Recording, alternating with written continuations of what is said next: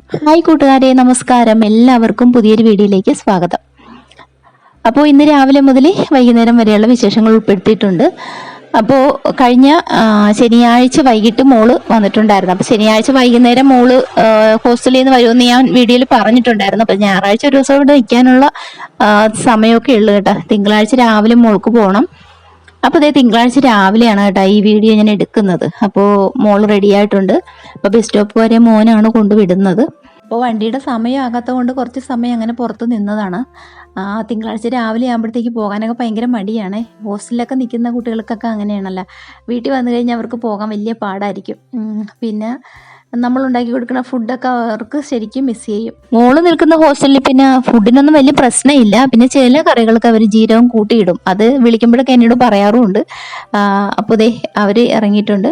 പിന്നെ കുറച്ച് അടിച്ചു വരാനൊക്കെ ഉണ്ടായിരുന്നു. അതെല്ലാം കഴിഞ്ഞിട്ട് ഞാൻ പിന്നെ അടുക്കള കയറിയിട്ടുണ്ടായിരുന്നു. അപ്പോൾ ഇന്ന് ഉഴുന്ന് ദോശയാണേ. അപ്പോൾ ദോശ ഉണ്ടാക്കിയിട്ട് ചമ്മന്തി അരയ്ക്കാൻ വേണ്ടിയിട്ട് ഞാൻ തേങ്ങ ചിരണ്ടി എടുത്തതാണ്. അപ്പോൾ ഒരു ചമ്മന്തിക്കറി ഉണ്ടാക്കി എടുക്കണം. പിന്നെ ഉഴുന്ന് ദോശ ചേട്ടായി കഴിക്കത്തില്ല കേട്ടോ. അപ്പോൾ അത് ഞാൻ കൊണ്ട് ഗോതമ്പിൻ്റെ പൊടിയില്ലേ, ഗോതമ്പ് പൊടി ഉണ്ടായിരുന്നു. അപ്പോൾ അതൊന്ന് കലക്കി ചുട്ടെടുത്തിട്ടുണ്ടായിരുന്നു. അപ്പോൾ കടലക്കറി ഉണ്ട്. കടലക്കറി ദോശയ്ക്കും അനിക്കുട്ടിക്ക് ദോശയുടെ കൂടെ കടലക്കറി മതി എന്ന് പറഞ്ഞുകൊണ്ട് കടലക്കറി വെച്ചിട്ടുണ്ടായിരുന്നു. അപ്പോൾ എനിക്ക് ഉഴുന്ന് ദോശ കടലക്കറി കൂട്ടി കഴിക്കുന്നത് ഇഷ്ടമല്ല.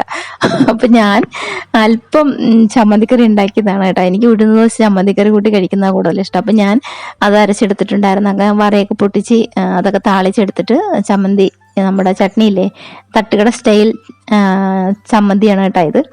അത് റെഡിയാക്കി എടുത്തിട്ടുണ്ടായിരുന്നു. അങ്ങനെ ഞങ്ങളുടെ രാവിലത്തെ കാപ്പിപ്പൊടിയും കാര്യങ്ങളും ഒക്കെ അങ്ങനെയൊക്കെ കഴിഞ്ഞിട്ടുണ്ടായിരുന്നു. പിന്നെ അതിനുശേഷം ഞാൻ പിന്നെ അരിയടപ്പത്തിടാനൊക്കെ ഇട്ട് പോയിട്ടുണ്ടായിരുന്നു.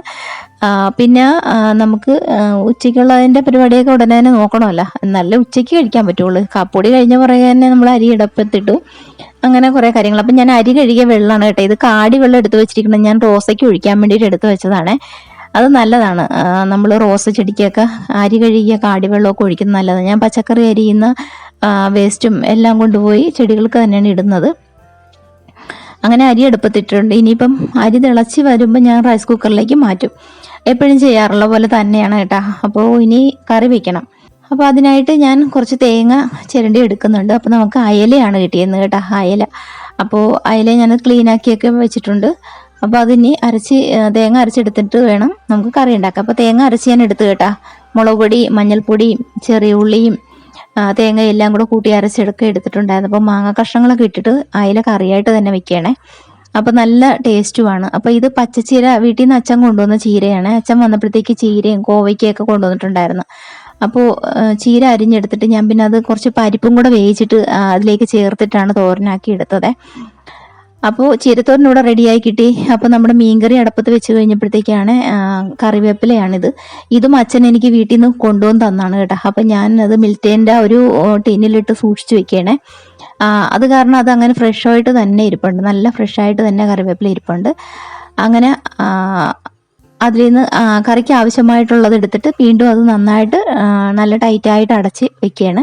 ഞാൻ ഇങ്ങനെയാണ് കറിവേപ്പില സൂക്ഷിക്കാറുള്ളത്. അപ്പോൾ കറി അടപ്പത്ത് വെച്ചിട്ടുണ്ടായിരുന്നു. പിന്നെ ഈ കറിവേപ്പിലയും കൂടെ ഇട്ടിട്ട് എല്ലാം ഒന്ന് മിക്സ് ചെയ്ത് ഇനി തിളച്ച് കഴിയുമ്പോൾ നമുക്കതിലേക്ക് വെളിച്ചെണ്ണ ഒഴിച്ചൊന്ന് വറ്റിച്ചെടുക്കണം. ഞാൻ നേരത്തെ പറഞ്ഞ പോലെ അച്ഛൻ ചീരയുടെ കൂടെ കോവയ്ക്കയും കൂടെ തന്നിട്ടുണ്ടായിരുന്നു. കോവയ്ക്ക മാത്രമല്ല കേട്ടോ, പടവളങ്ങ ഉണ്ടായിരുന്നു, ഒരു 3-4 തക്കാളി, ഇതെല്ലാം വീട്ടിലുണ്ടായത് തന്നെയാണ്. അപ്പോൾ ഈ കോവയ്ക്കയും കൂടെ ഒന്ന് അരിഞ്ഞെടുക്കണം. കറിവേപ്പില ഞാൻ പറഞ്ഞില്ലെങ്കിലും എനിക്കിവിടെ കറിവേപ്പില ആവശ്യമാണെന്ന് അച്ഛൻ അറിയായിരുന്നു. അമ്മ കൊടുത്തു വിട്ടാണ്. വീട്ടിലുണ്ട്, പക്ഷെ ചെറുതാണ്. തൊട്ടപ്പുറത്തെ വീട്ടിൽ ഒരുപാട് കറിവേപ്പില മരങ്ങളുണ്ട്. അപ്പോൾ അവിടുന്ന് വാങ്ങിച്ചിട്ട് വന്നാണ്.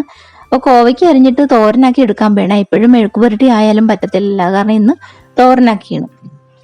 അപ്പം ഞാൻ അല്പം തേങ്ങ, ജീരകം, ചെറിയ ഉള്ളി, മഞ്ഞൾപ്പൊടിയും എല്ലാം കൂടെ ഒന്ന് ചതച്ചെടുത്തിട്ടുണ്ടായിരുന്നു. അപ്പോൾ നമ്മുടെ കറി ഇവിടെ എണ്ണയൊക്കെ തെളിഞ്ഞ് സെറ്റായി കിട്ടിയിട്ടുണ്ട്. അപ്പം ഞാൻ ആ ചതച്ചെടുത്ത കൂട്ടും കൂടെ കോവയ്ക്ക് വാടി വന്നപ്പോഴത്തേക്ക് അതിലേക്ക് ഇട്ടിട്ട് നന്നായിട്ടൊന്ന് ഇളക്കി യോജിപ്പിച്ചൊക്കെ എടുക്കുകയാണ്.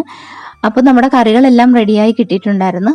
അങ്ങനെ അത് റെഡിയാക്കിയൊക്കെ വെച്ചിട്ട് പോയി തുണിയൊക്കെ വിരിച്ചിട്ടുണ്ടായിരുന്നു. തുണി കഴുകിയൊക്കെ വെച്ചിട്ട് അത് വിരിക്കാനൊക്കെ പോയിട്ടുണ്ടായിരുന്നു. അങ്ങനെ അത് വിരിച്ചിട്ടേച്ചും പിന്നെ വീണ്ടും അടുക്കളയിൽ വന്നു. അപ്പോൾ അനിക്കുട്ടിയും വന്നിട്ടുണ്ടായിരുന്നു. അപ്പോൾ ഞങ്ങൾ രണ്ടുപേരും കൂടെ കഴിക്കാനായിട്ട് ചോറും കറികളൊക്കെ എടുത്ത് വെക്കണേ.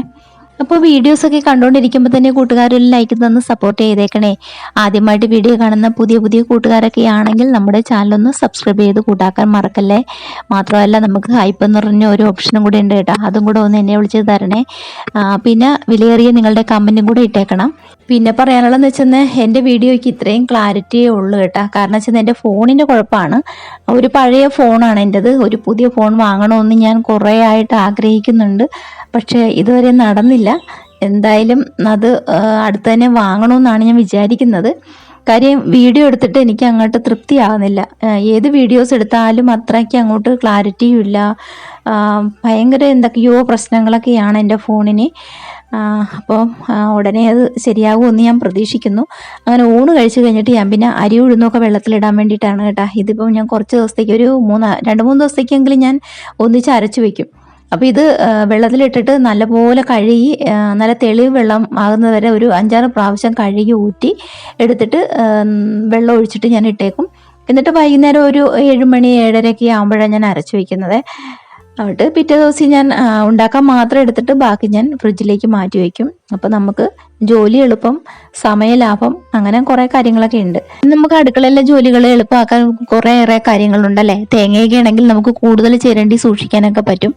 പിന്നെ മാത്രമല്ല ഉള്ളി, വെളുത്തുള്ളി ഇങ്ങനെയുള്ള സംഭവങ്ങളൊക്കെ നമ്മൾ പൊളിച്ചൊക്കെ സൂക്ഷിക്കുകയാണെങ്കിൽ മീൻ കിട്ടുന്ന സമയത്ത് നമുക്ക് പെട്ടെന്ന് എടുത്ത് കറിയൊക്കെ ഉണ്ടാക്കാനൊക്കെ പറ്റും അല്ലേ. എല്ലാവരും ചെയ്യുന്ന കാര്യങ്ങളായിരിക്കാം, എങ്കിലും ഞാൻ പറഞ്ഞതേ ഉള്ളൂ.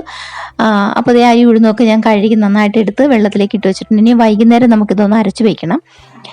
അപ്പോൾ രാവിലെ ഞാൻ അരച്ചിട്ട് ഞാനിത് കാണിച്ചും തരാം. അത് അടുത്ത വീഡിയോയിൽ കാണിക്കാം കേട്ടോ. അപ്പോൾ ഇന്നത്തെ വിശേഷങ്ങൾ ഇത്രയൊക്കെയുള്ളൂ. ഈ വീഡിയോ ഇഷ്ടപ്പെട്ടെങ്കിൽ ലൈക്ക് ചെയ്യുക, ഷെയർ ചെയ്യുക, കമൻറ്റ് ചെയ്യുക. അപ്പോൾ അടുത്ത വീഡിയോയിൽ കാണാം കൂട്ടുകാരെ. ബൈ.